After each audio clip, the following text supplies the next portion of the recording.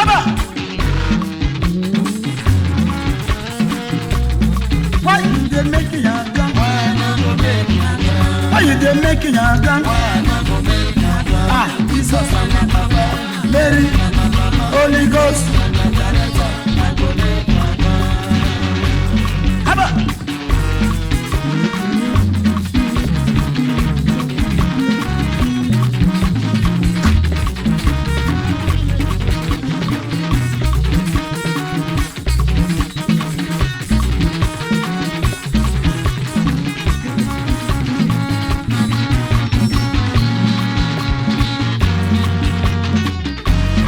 Why you dey making your gun?